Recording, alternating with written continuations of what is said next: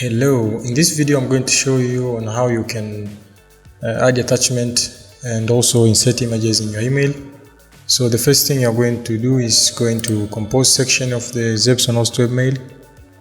After clicking on the compose section, you'll see a little kind of an image section. When you hover your mouse, you'll see it pops out a HTML popover. So you can click on the HTML popover.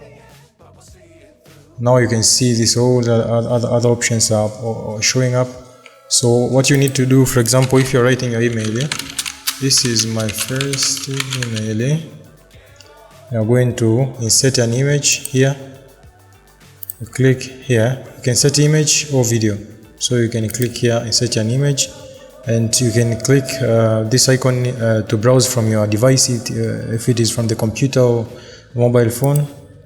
Now you can click add an image, which is maximum size is 75 megabits. Now you can go and click on the image you want to upload. Now that the image is uploaded, you can select the image. You can also resize it or change its dimension, or you can change it later. For example, I can click on insert. So the image is now inserted, as you can see. What you can do now is trying to resize it like that.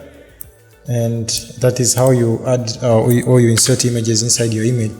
For the case of attachment, on the left panel here you can see there is a section for attachment, and the maximum file size is 75 megabits.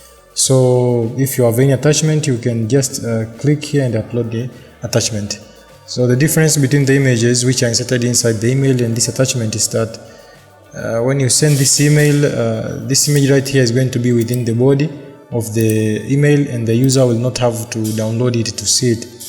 But for the case of attachment, the user is required to download the image so that they can see what is inside. So you can pick the right option for you. This is Zepson Hosting. Thank you.